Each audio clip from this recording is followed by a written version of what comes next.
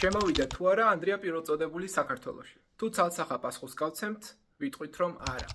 თუმცა ტრადიცია და მტკიცებულებები სხვადასხვაგვარია. პირველი ეს არის რომ საკითხი უნდა დავყოთ ჩვენ კომპონენტური შინაარსის ეკლესიურ გადმოცემად, რომელიც ამბობს რომ პირველწოდებული ქადაგებდა საქართველოს ტერიტორიაზე კონკრეტულად კოლხეთში, ხოლო ისტორიული მტკიცებულება, არქეოლოგია ან წერილობითი უტყუარი წყაროები ამას არ ადასტურებს, უფრო ზუსტად არ არსებობს. ძირითადი საეკლესიო ტრადიციები კი ეყრდნობა ქართულ მართლმადებლურ გადმოცემას.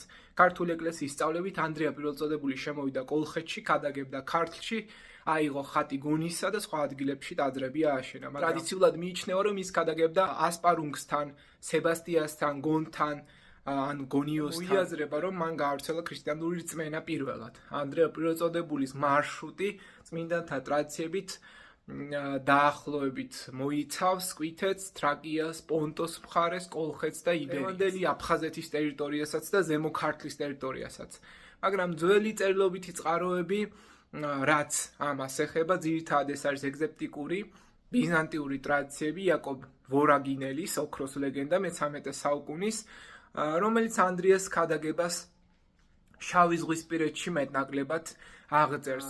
ბიზანტიელები ხშირად ახსენებენ სკვითიას, რაც ზოგჯერ კოლხეთის ინიშნებად შეიძლება ჩვენ მივიჩნიოთ. ქართულ აგიოგრაფიულ ტექსტებში წმინდათა ცხოვრებანი მათ შორის ანდრია მოციქულის წამება თუნდაც, რომელიც თარგმნილია მერვე მე-9 საუკუნეებში, ასევე მოციქულთა ხელდასხმა, იგივე ტახტზე დადგინება, რომელიც ანდრიას ანიჭებს ქართლის პირველ გამაქრისტიანებლის სახელს. ასევე ძველი სამოციქულო კანონიკა, რომლის მიხედვითაც ანდრია იყო ქართლის მღვდელმთავართა პირველი დამდგენელი, მაგრამ ეს ყველაფერი არის საეკლესიო ტრადიცია. მაგრამ არ არსებობს არც რომაული, არც სომხური და არც სირიული ქრონიკა, რომელიც პირდაპირ დაასახელებდა საქართველოში ანდრია პირველწოდებულის მოგზაურობას. არქეოლოგიური და ეპიგრაფიკული მტკიცებულებებად შეიძლება მივიჩნიოთ ბოლნისის სიონის წარწერა მე-5 საუკუნის, რომელიც მოიხსენებს სხვათა შორის მოციქულთა გადმოცემას საქართველოში, მაგრამ იქ ანდრიას სახელი პირდაპირ არ არის ნახსენები.